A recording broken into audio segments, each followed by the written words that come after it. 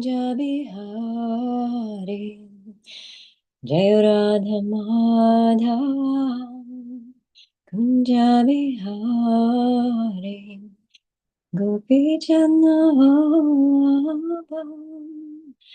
Girivaradhari Gopi Janavallabha Girivaradhari Yashodanandana Brajajanaranjana Yashodanandana Brajajanaranjana Jamunatira Vanachari Jamunatira Vanachari Jaya Radha Madhava Kunja Bihari Gopi Janavallabha Girivaradhari Yashodanandana Brajajanaranjana Jamunatira Vanachari Jaya Radha Madhava Kunja Bihari Gopi Janavallabha Girivaradhari Yashodanandana Brajajanaranjana Yamunatira Vanachari Jaya Radha Madhava Kunja Bihari Gopi Janavallabha Girivaradhari Yashodanandana Brajajanaranjana Jamunatira Vanachari Hare Krishna Hare Krishna Krishna Krishna Hare Hare Hare Rama Hare Rama Rama Rama Hare Hare Hare Krishna Hare Krishna Krishna Krishna Hare Hare Hare Rama Hare Rama Rama Rama Hare Hare Hare Krishna Hare Krishna Krishna Krishna Hare Hare Hare Rama Hare Rama Rama Rama Hare Hare Hare Krishna Hare Krishna Krishna Krishna Hare Hare Hare Rama Hare Rama Rama Rama Hare Hare Jaya Radha Damodara Radha Damodara Shri Radhe Radha Damodara Radha Damodara Shri Radhe Jaya Lalita Vishakha Lalita Vishakha Shri Radhe Jaya Nitai Gaura Sundar Nitai Gaura Sundar Gaura Hari Jaya Prabhupada Jaya Prabhupada Prabhupada Srila Prabhupada Haribo Haribo Haribo Nitai Gaura Haribo Jai Jai Nitai, Gaura Premanande, Hari Hari Bol. All right. Good morning, everybody. My husband informed me that yesterday you finished chapter 3, and we started chapter 4, 7th canto, named Hiranyakashipu Terrorizes the Universe. Let's read. I'll read the description first, and then the first 2 verses until we have purport by Srila Prabhupada. Om Namo Bhagavate Vasudevaya. Om Namo Bhagavate Vasudevaya. Om Namo Bhagavate Vasudevaya. Hiranyakashipu terrorizes the universe. This chapter fully describes how Hiranyakashipu obtained power from Lord Brahma and misused it by harassing all the living entities within this universe. By severe austerities, Hiranyakashipu satisfied Lord Brahma and obtained the benedictions he desired. After he received these benedictions, his body, which had been almost entirely consumed, was revived with full beauty and a luster like gold. Nonetheless, he continued to be envious of Lord Vishnu, unable to forget Lord Vishnu's having killed his brother. Hiranyakashipu conquered everyone in the 10 directions and the 3 worlds, and brought all living entities, both demigods and asuras, under his control.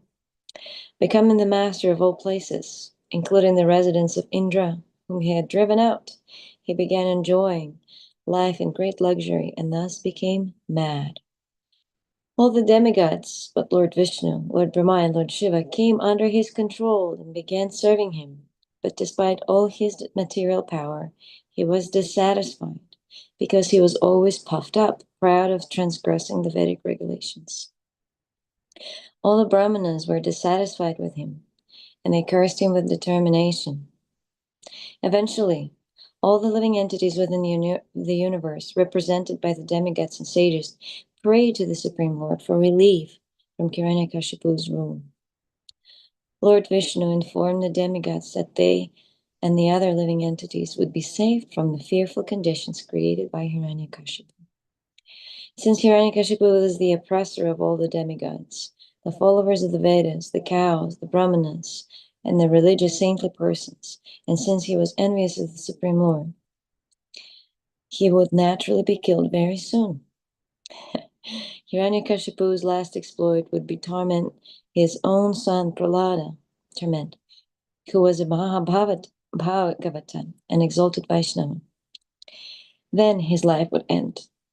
When the demigods were thus reassured by the Supreme Personality of Godhead, everyone was satisfied, knowing that the miseries inflicted upon them by Hiranyakashipu would come to an end. Finally, Narada Muni describes the characteristics of Prahlad Maharaj, the son of Hiranyakashipu, and describes how his father envied his own qualified son. In this way, the chapter ends. Verse 1.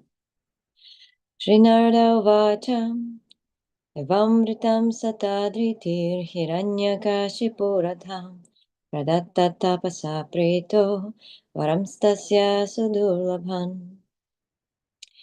Sri Narada Vacha, Sri Narada Muni said, Evam, thus, Vrita, solicited, Sata Driti, Lord Brahma, Hiranyakashipu of Hiranyakashipu, Atha, then, Pradat, delivered, Tat, his, Tapasa, by the difficult austerities, Prita, being pleased, Varan, benedictions, Tasya, unto Hiranyakashipu, Sudurlabhan, very rarely obtained. I'll read this again in Sanskrit and then translation. Srinarada Vacha Evam Vrita Satadritir Hiranyakashipuradha Pradatta Tapasa Prito Varamstasya Sudurlabhan. Narada Muni continued, Lord Brahma was very much satisfied by Hiranyakashipu's austerities, which were difficult to perform. Therefore, when solicited for benedictions, he indeed granted them, although they were rarely to be achieved. And I'll read one more verse, because there's no purport here. Number 2. Shri Brahma Vacha Tatete Durlabhapung Sam Yandrinishevaram Mama Tathapi Vitaram Yanga Varanyadyapi Durlabhan. I'll read it 2 more times. How it's supposed to be. Shri Brahma Vacha Tatete Durlabhapam Sam Yandrinishevaram Mama Tathapi Vitaram Yanga Varanyadyapi Durlabhan. Shri Brahma Vacha Tatete Durlabhapam Sam Yandrinishevaram Mama Tathapi Vitaram Yanga Varanyadyapi Durlabhan. Translation word for word. Shri Brahma Vacha. Lord Brahma said, Tata, O dear son, Ime, all these, Durlabham, very rarely obtained, Pungsam, by men, Yan, those which, Brnishem, you ask, Varan, benedictions, Mama, from me, Tathapi, still, Vitarami, I shall deliver, Anga, O Hiranyakashipu, Varan, the benedictions, Yadyapi, although, Durlabhan, generally available. Translation. Lord Brahma said, O Hiranyakashipu, these benedictions for which you have asked are difficult to obtain for most men. Nonetheless, O my son, I shall grant you them, although they are generally not available. Purport by Srila Prabhupada. Material benedictions are not always exactly worthy of being called benedictions. If one possesses more and more, a benediction itself may become a curse. For just as achieving material opulence in this material world requires great strength and endeavor, maintaining it also requires great endeavor. Lord Brahma informed Hiranyakashipu that although he was ready to offer him whatever he had asked, the result of the benedictions would be very difficult for Hiranyakashipu to maintain. Nonetheless, since Brahma had promised, he wanted to grant all the benedictions asked. The word Durlabhan indicates that one should not take benedictions one cannot enjoy peacefully. I will read translation one more time. Lord Brahma said, O Hiranyakashipu, these benedictions for which you have asked are difficult to obtain for most men. Nonetheless, O my son, I shall grant you them, although they are generally not available. His Divine Grace, Srila Prabhupada Ki Jai.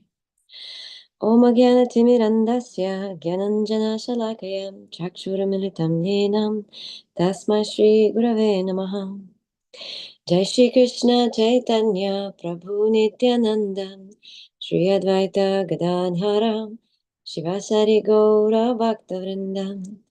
Hare Krishna Krishna Krishna Hare Hare Hare Rama Rama Rama Hare Hare Hare Krishna Krishna Krishna Hare Hare Hare Rama Rama Rama Hare Hare Hare Krishna Krishna Krishna Hare Hare Hare Rama Rama Rama Hare Hare.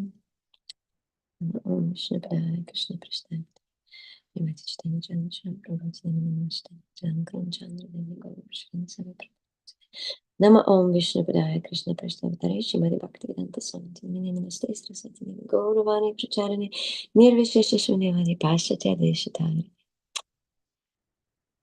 Jai, what an important chapter. We should really print out that summary of the chapter and this few verses that were just read, because it has quintessential and most important instructions for all of us to not come back to this material world again. And in order to do that, we have to not have the subtle body. Yes, the material body will be guaranteed to perish, and we will lose it. We will not have the present body relatively soon in the scope of eternity.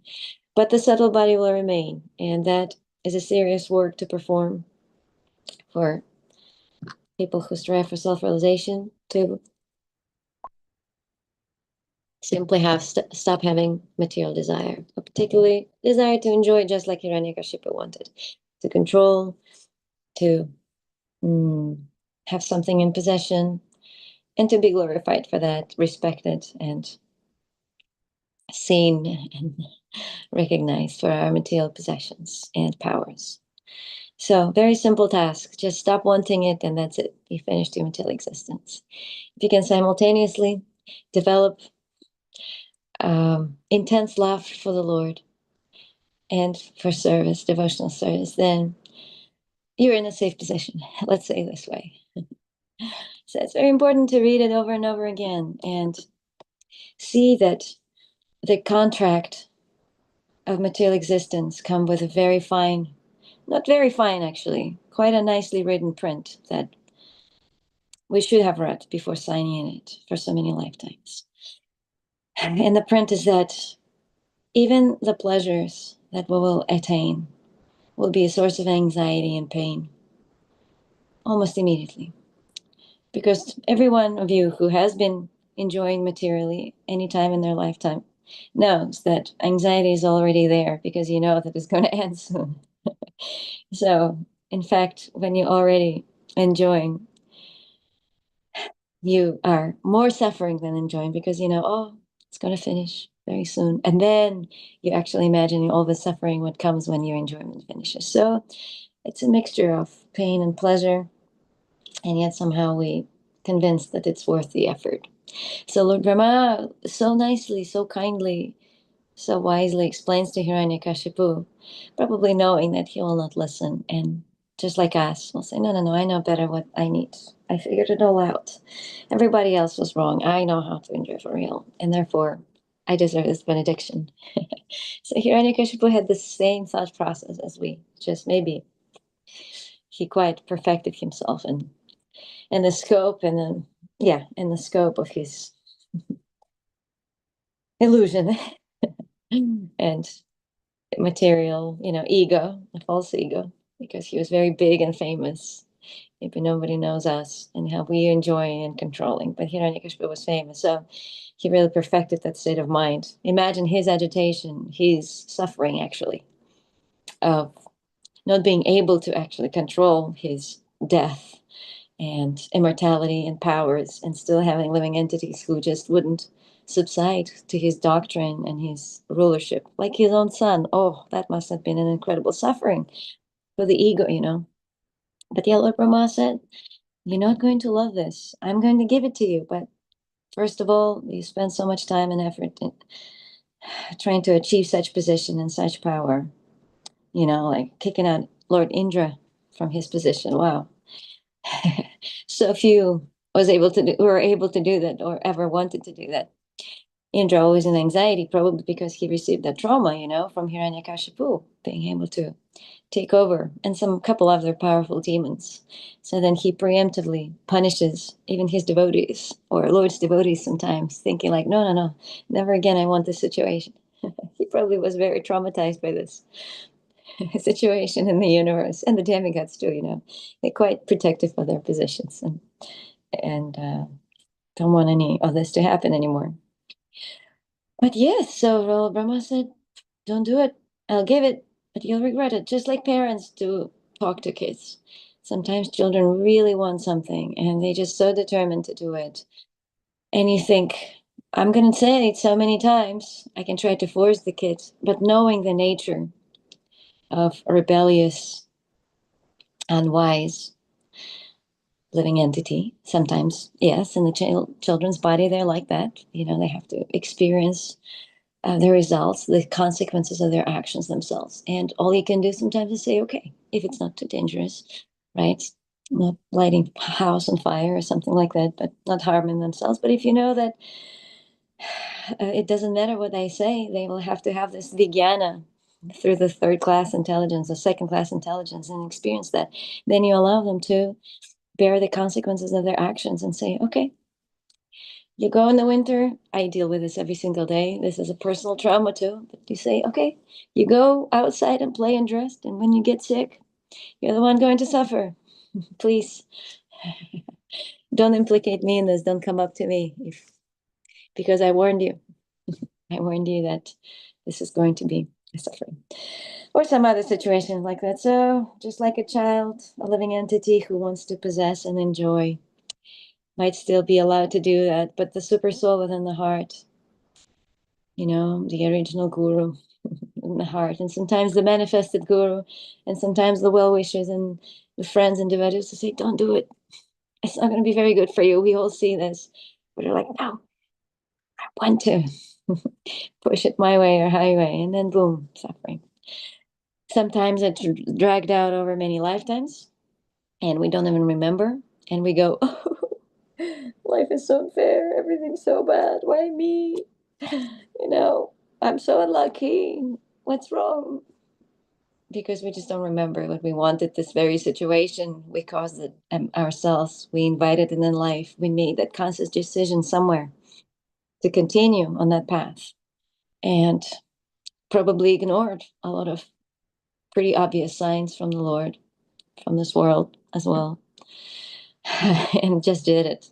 And then we forget because we have to be born again to be able to experience all the quote unquote benedictions of our desires to lord it over material nature. But we forget and we think, oh, just like children, they forget after a few days how they wanted to do something and they do get sick from being too cold or something or eating too much candy. And then they suffer and cry and they go, oh, the snot and the temperature and I feel so bad, and they cry and they just so upset at life. They upset at you for, I don't know, not doing something about it immediately and relieving them. Just anything like, oh, didn't they just say? So it's just like us. Our perpetual desire to go into this material existence is so childish, it's so immature, it's madness. And yet we forget it's a mass illusion in this world, mass immaturity that drags us over and over again into this experience. But how does this mechanism work? We might question sometimes, well, devotees, for example, or, some wise people who philosophically inclined and they search for answers. Eventually they come to, hopefully, to the Vedas, to Krishna consciousness, to books of Srila Prabhupada and association of devotees. It requires many lifetimes of search. What is that verse? Sahasranam, I can't remember, I'm sorry. But, out of many thousands and thousands, some strive for self-realization. Out of those, some become successful, very few. And then out of those, some really understand me, Lord Vishnu, Lord Krishna. So it's very rare. What was I going to say with my line? So yes, some of us really come to this point, and you might wonder, why don't we immediately stop upon realization, upon receiving this knowledge and information and so many instructions on this matter, right? Not like Srila Prabhupada confuses us in his books, not that he distracts us from the real issue. He says it over and over and over again in all the purports and all the books. He will repeat this because it's such an essential point to understand. What is the culprit there? What is the problem? What we need to stop? There is always yama and niyama. There are ways to act to become attracted to the Lord, but there are also ways that we shouldn't be acting because it's going to be putting water in our fire of bhakti, right? It's going to extinguish that spiritual interest and progress or slow it down significantly. So the prohibitions are there and it is so clear. So what is this force that drags us in there, even though we have the knowledge? I don't know if maybe you're not like that and you have no problems. I am eventually on that path. Our heart will be purified enough so that we never create actions that drag us down again into that mentality of Hiranyakashipu. But at first, it can be difficult. And by first, I mean a few years, a few decades, a few lifetimes sometimes. Yes, it depends on the mercy that we receive from Vaishnavas, being humble, by avoiding offenses in the chanting and the practice. It depends on many things. It depends on I will come to conclusion of this lecture on what it mostly depends on. But yes, in brief, it depends on our desire and intensity of that desire to become Krishna conscious. Many things like that. And yeah, somehow or other, even though we practice and we know the right thing to do, we still commit mistakes. By mistakes, I mean we still um, go into habitual behavior, which seem easy at first. It's sometimes easier to, it seems easier in some situations to become materialistic and like say something rude to somebody and say, no, I'm in control. No, you get out of here. You know, like when you're dealing with some situations, some conflicts, some misunderstandings here and there in the temple, in the community, with the management, at work, in your family, with your partner, with your children. And it's like, yeah, I got to be Krishna conscious and humble and patient and tolerant and not expect any respect and recognition. But man, I just want them to know who is in charge and who is in control, right? Don't you sometimes think like that or talk like that? Literally thinking that it's going to solve all your problems and everybody naturally will listen to you and respect and will just recognize your incredible position and everything. Well, the problem is everybody else feels the same way. Even if they're not and you're actually in charge, the problem is everybody in the material world came with that mood. That's the mood. I'm in control. I'm in charge. Even a 3-year-old child, you know, with childhood developmental psychology, we know children want to experience their own ego and they want to experience, it's necessary for their growth and development, in fact, in this material body to feel that they can control their own, you know, they have autonomy, they have freedom, they're in control of their life at, as early as 3 years old. That's why there's the terrible two and the terrible threes, and everything else can be pretty terrible if you don't know how to interact with your child in this matter. Because the ego is developing there, and you know, by the time we're in puberty, it has a serious, not a flare up, but yeah, a serious jump in the intensity levels of that ego, right? And that's it then. Poof, good luck giving some valuable instructions and, you know, feeling like you're in control. Nope, not happening. We all been there, you know, you all been teenagers. You remember what it's like. So what is stopping us? There is a mechanism that we've developed consciously, unconsciously, willingly, and unwillingly due to laziness, due to fear, due to avidya, ignorance. Over many lifetimes, we've been training ourselves very expertly to go on a particular pathway in this material existence. And that is by subduing everything else in our life to our mind. The mind is in control when we find ourselves still hankering for the same kind of situation that Hiranyakashipu in, wanting to enjoy the things that we tried to enjoy it over and over again and failed perhaps. And that's why I had to be born again. The structure of the mind is, as we know, is to enjoy and reject and run away from what is painful and not enjoyable. That's all what he wants to do. There are some other functions, perhaps, in more of a, you know, the reflexes and things when we burned or something. There's a quick reaction of self-preservation, protection. There's coordination with instincts and other senses and things. So the mind has other functions in psychology, right? And self-preservation.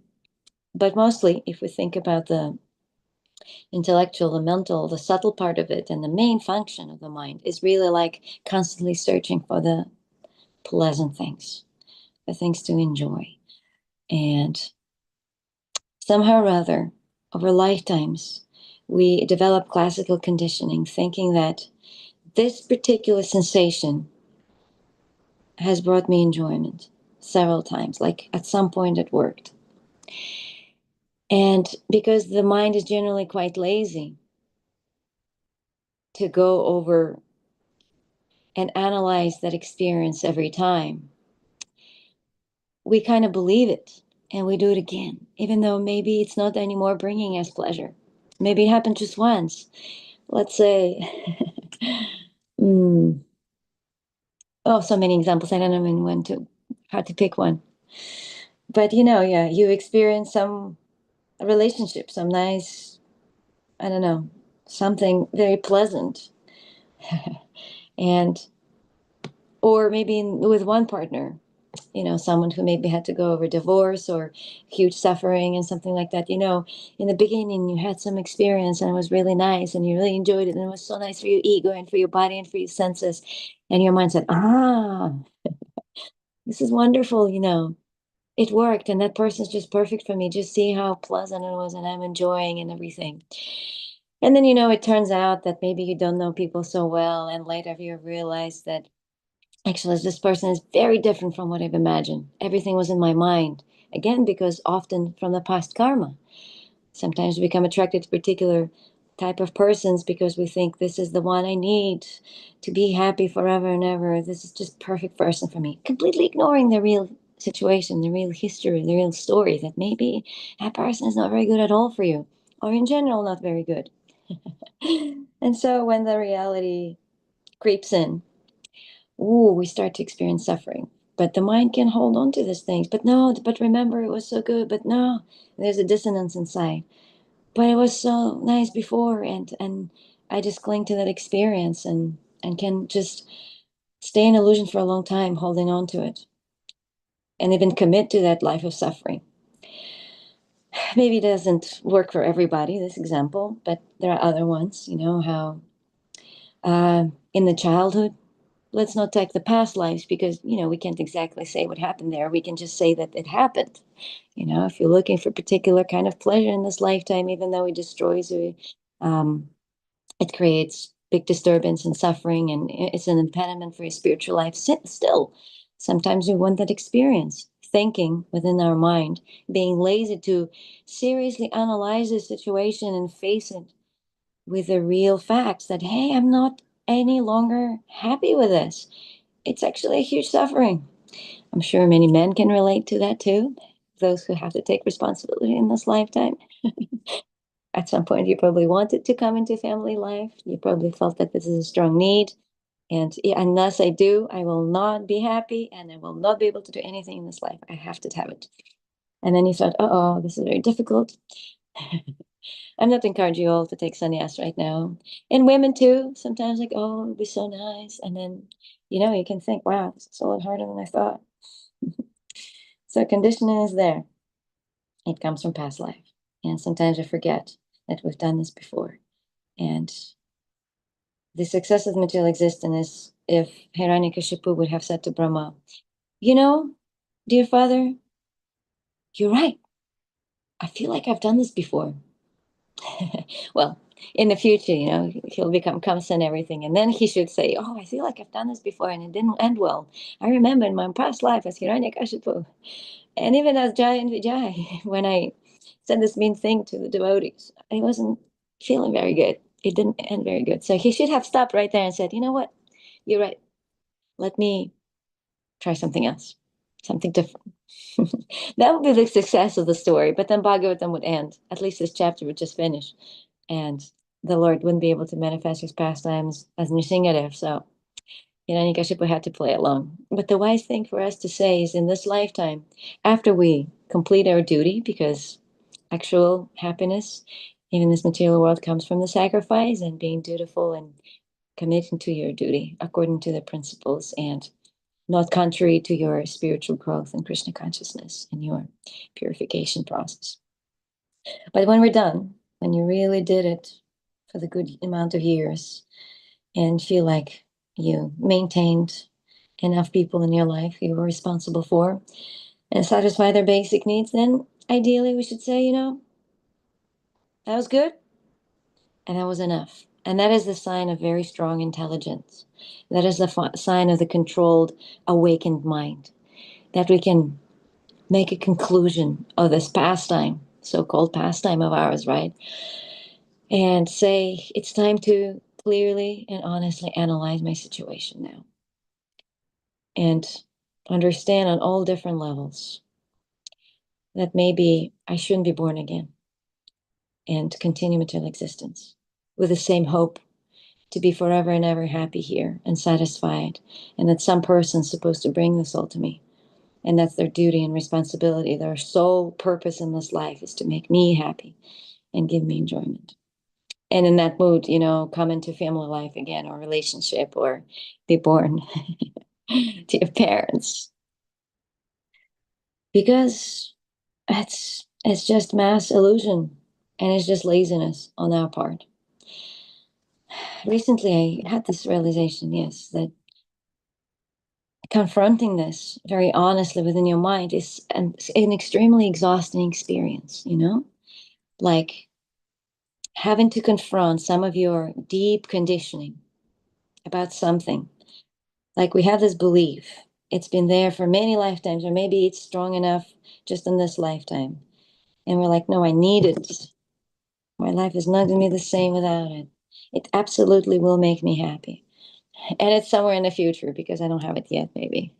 That's how it usually works, right? Did you notice that it's always like the benedictions in the future, the result in the future, and then because in the present it never happens fully. Like we never just stop and say, this is enough sense gratification. I'm good now. I'm really good for good.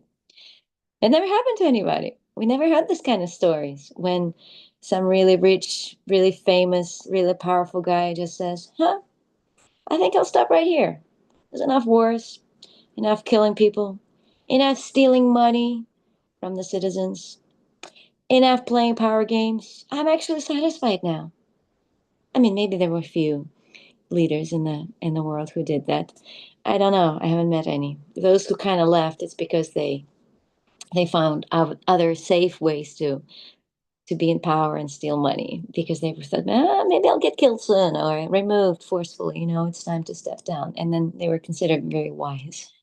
Most of the time, I have not seen that. People can't stop because they think, oh, a little more in the future, a few more places to conquer, and few more egos to subdue, and few more people to show off to, and then be okay. And then never happens. Then you play with fire too much, and then we burn in that fire. Just maybe it's a good thing too. Maybe it's the protection measure from people like that, from the demons and our own minds and desires. There has to be some protective mechanism, which is called death or imprisonment or karma punishment, where we restrict it. Our senses has to be restricted. We have to born as trees or plants and not harm anybody anymore. Did you know very sinful living entities sometimes can be born in plants because plants just stay there and give oxygen? They cannot harm anybody most of the time unless you're poison ivy or oak or something like that. I had one recently. Nasty creatures. You can only imagine what kind of living entity was born there. But otherwise, yeah, you're born in this kind of bodies, and you have to stay for a while pretty humbled and tolerant as a tree. Yeah, so we become a little lazy. And as I was saying, it's very difficult to confront the truth. It's exhausting because it requires going off the rails of many lifetimes of this, like pleasant and pleasant, looking for pleasure. It's easy, it's somewhere here, and I'm going to just do it again, and it truly will work out. I don't have to think about it. This is how it is. Act. That's why people who work in marketing, who sell things, who promote consumerism culture, who promote spending and buying and making yourself happy with stuff, they love it. They want things to stay that way because people don't think. They just go and do it. It's an automatic action to sit down on the couch and turn on the TV. You don't have to put any effort into this action. Nobody picks up their phone every single time and think, is this actually good for my spiritual life right now?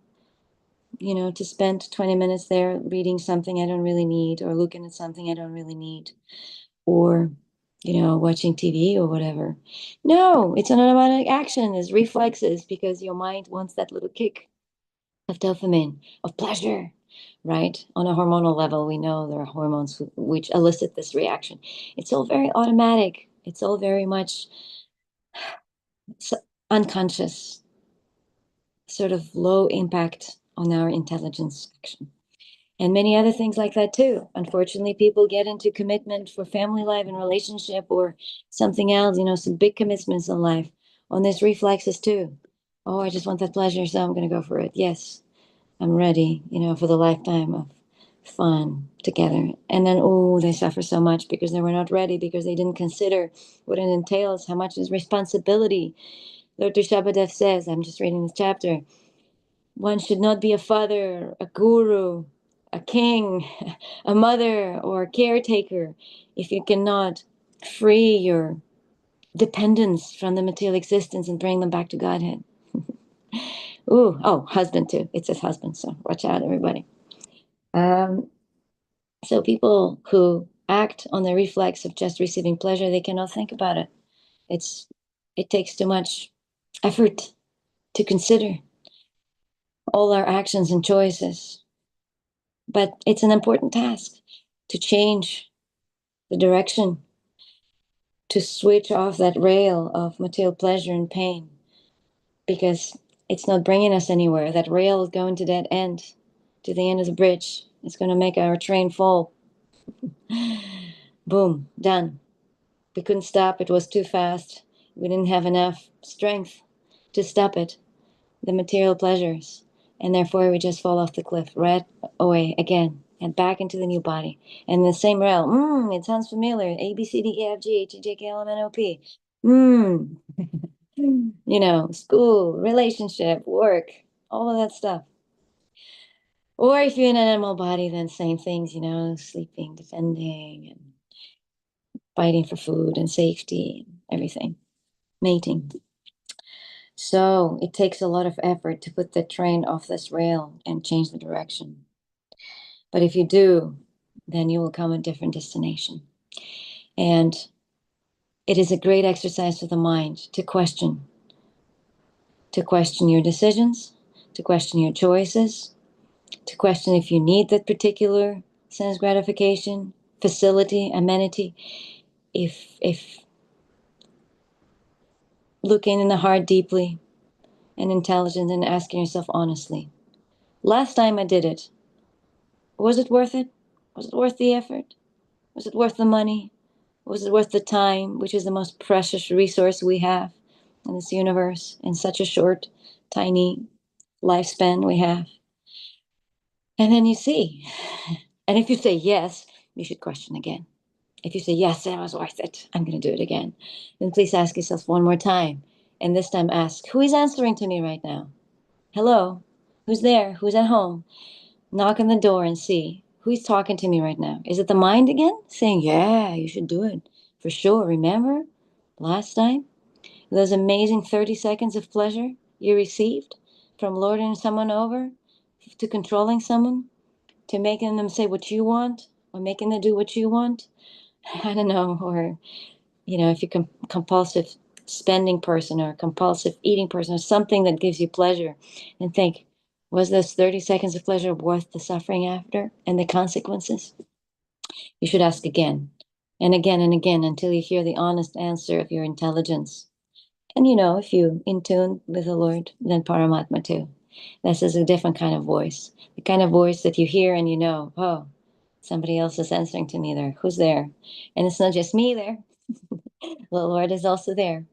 And if you pray to him to be engaged in devotional service, then Tesham Satata Yuktanam, he will give you from the heart, he will give you intelligence, he will give you the answers that you actually need. And if you're really sincere and really serious and determined, fighting against the conditioning that you acquired over many lifetimes, then the Lord's voice will be much stronger.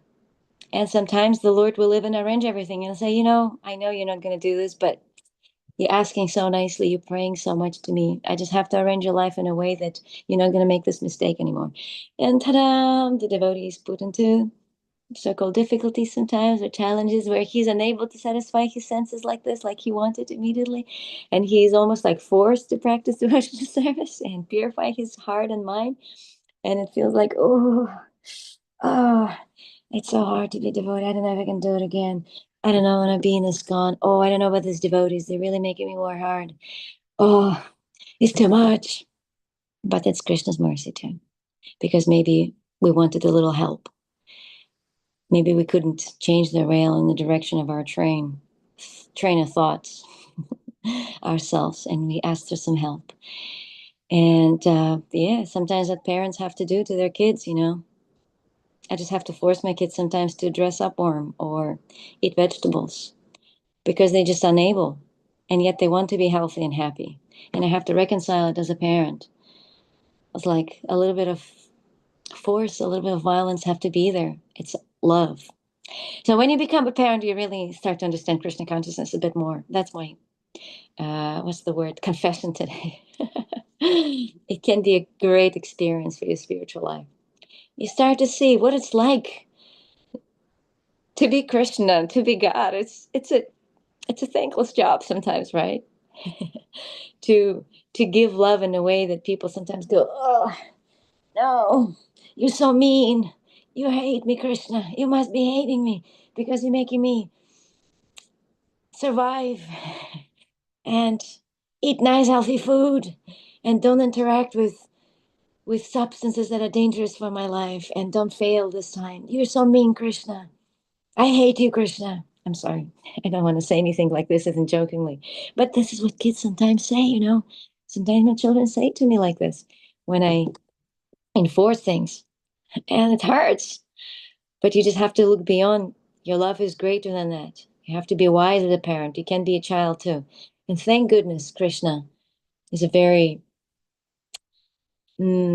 accomplished parent, very experienced. He has a lot of children. He's got great experience of parenting. And so he's not giving in to our, oh, I hate you. Oh, go away. Oh, I'm going to run away. Don't talk to me anymore. He knows. He knows what to do with us. He's a very loving and great parent. And, it's a great inspiration for me, actually, in my personal family life. How expert Krishna is at everything, at being a child, at being a parent, at being a friend, at being a boyfriend, at being a husband, being a lover. He's just so good at everything. If you want to be expert, just read Krishna book and learn from Krishna what real pleasure is like. Good luck imitating it. It might not really work out, but at least we can draw some inspiration on the loving exchanges that Krishna has. And hopefully, really, as our lust is gradually cured by reading the loving pastimes of the Lord. In fact, it's recommended as the only medicine against our lust. Not restrictions, not intense yogic austere practices that will suddenly subdue that mind and senses and intelligence, and we finally be like, ah, oh. No. So many Munis and yogis tried that, and then they heard the ankle bells of some beautiful lady, Apsara from the heavenly planets, and I thought, forget this 60,000 years of underwater meditation and austerity. It's time to employ my senses now or never. So even these great personalities, they failed in completely stopping the sensory activities because it's impossible because the soul actually has desire. And it's engineered by the Lord that we want to be happy. But if we read, if we develop taste, not only we will draw inspiration to live our life more purely and become more decent in our relationship, but most importantly, we will extinguish the fire of material desires, the lust that burns up everything, every good thing in our life, and forces us to act not in our interest, not in the interest of the Lord, forces us to turn away our face because we are ashamed, because all of us are ashamed of our lusty material desires. Because when we fulfill them, we know we're not becoming happy, and we also oftentimes make other people suffer, make other living entities. We exploit them because lusty desires have no stop, they no satiation, and therefore it's by definition requires abuse and what's the word? Yeah, overusage of some other people's resources, of some other people's wealth, time, energy, or something that maybe should belong to them. So if we read pastimes of the Lord along with expert instructions on sadhana bhakti with purports of Srila Prabhupada, the Acharyas, who explain everything in detail so we don't have ambiguous understanding of this instructions of this matter and really know what to do, we can gradually heal ourselves. And the best case scenario is that when you read like that and become really attracted, then it doesn't even matter anymore. You don't have to fight things because naturally, and the key word naturally. So naturally means now your mind really understands what makes you happy. Now your mind really wants the thing that finally going to satisfy it. And now you naturally act according to your and Krishna's best interest and everybody else's best interest. Just by hearing, just by chanting, we can awaken yeah, the real taste, what we're looking for. And on one side, yeah, it sounds like I'm just bashing all of us for being bad, for wanting to enjoy and be happy. And we're not bad. We just forgot how to do it. We just don't remember how it's actually working. That's the only problem. There's nothing wrong about being happy.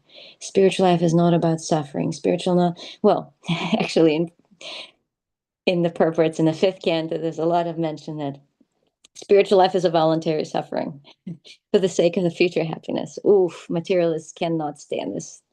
Like they're like, oh, you're suffering, you restrain your senses, you're not doing anything fun just for some future unknown thing. You don't even know if you're going to be reborn. You don't even know if you're going to have another body. Nobody knows. And you guys just, you drive us crazy. The materialists are so mad at devotees because it drives them mad how we can voluntarily suffer and restrain our senses and not enjoy as much as possible in this lifetime, just for something in the future. They don't understand religious people who talk about afterlife and the heavens and this and that. They're like, you're crazy. You're wasting your life. Enjoy right now because there's only one life. So that's the philosophical difference that they cannot align themselves with, right? Enjoy here and now while you have it.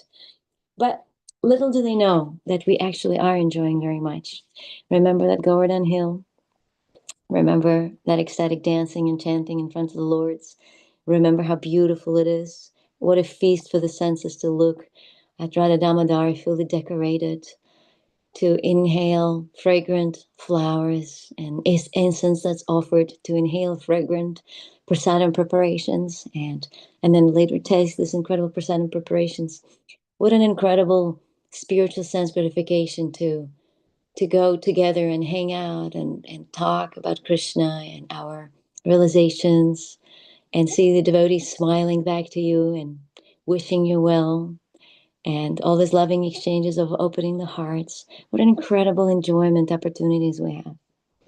How amazing it feels when you help someone to become Krishna conscious. There's no greater happiness. There's nothing that excites heart more than Sankirtan, than bringing someone to Krishna. It's service of Srimati Radharani. And nobody's more happy than Srimati Radharani.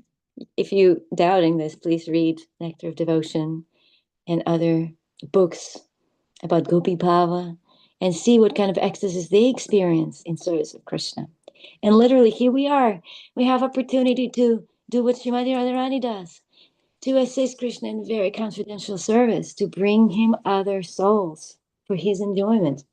That is service of Sri Radha, of Balaram, Lord Chaitanya, of Nityananda. You think they don't know? You think Krishna doesn't know how to enjoy, that his internal potency doesn't know how to enjoy properly? They know it so much better than us. So if we do that, we will not have any deficit within our mind, deficit of happiness, of satisfaction, of enjoyment. It's just so much more long lasting. And most importantly, it's not binding. It's not a binding contract in this material universe where every time you enjoy something, you have to sign on the next page. Okay, next lifetime, I sign in as such and such. I'm going to be born as a duck, and then you sign, as as a monkey, and then as this person in this land, and that person, whatever. The spiritual sense gratification is not a binding contract. It's free. It's available profusely in this world and in the next world, in all the worlds. And it's a shame that sometimes we oversee it and ignore and just go for a piece of plastic instead of diamonds, a mountain of diamonds. We go for plastic because that's what we know. That's what we've learned. That's what we had before. And they think, no, this cannot be real diamond. This is. Because the only thing we've seen so far is little piece of plastic. Never seen real diamonds. So let's educate ourselves. Let's put some time into challenging our ideas of what makes us happy. Confront it, be brave. Don't be afraid to put some hard work into this. It's going to pay off if you analyze with intelligence what's actually good for you. Then later, you'll have so much more time to actually enjoy your spiritual life. And by enjoy, I mean enjoying Krishna's senses, because Krishikena, Krishikesh, and something, or please someone give me this verse. I'm not very good with Sanskrit lately, or ever, to be honest.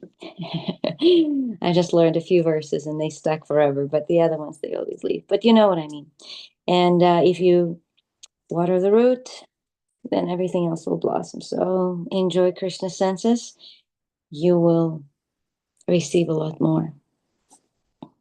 Whatever you put into your yagya, that will you receive.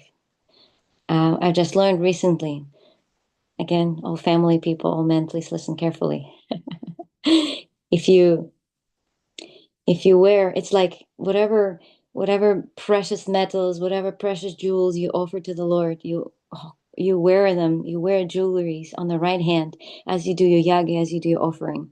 This is the astrology explanation. If you've ever wondered why people have rings with precious metals, it has to be gold, it has to be platinum, something very precious, and it's always worn on the right hand. It's because whatever precious thing you offer to the Lord, it's just like offering this precious every yagya on the right hand for you to Krishna, you will receive precious things too. If you just offer some metal, some rusty iron or whatever, something not very valuable, some plastic that you buy and you wear, it's not going to have any effect. It's not going to change your karma, because whatever you offer, you might receive back too, not very valuable. Because Krishna is not like that. But this is astrological explanation of why people wear precious metals and stones. Actually, you offering this to the Lord too. Everything is in the mood of offering. All right, I'll stop at that. I hope somewhat I was helpful to all of you in the process of bhakti today. And if you want something to think about today, during the day, just stop for a moment, exercise that mindfulness, and analyze your automatic actions. What are you doing them for? Is this your automatic devotional service? Should it be automatic? Should we put more bhakti into it? Or is it something that you just need as a quick dopamine kick, to gratify the senses? Do you really need it? Does it serve you in any other way? And do you need to rewire your mind in how you perceive, happiness and everything? If you can find those little changes day by day, if you can develop these habits, it's going to be a fantastic result in the long run. Thank you very much, everybody. His Divine Grace, Srila Prabhupada Ki Jai. If you have any comments or questions, please let me know, or we can go into the darshan if it's finished already. Please let me know what's the next thing. I'm done.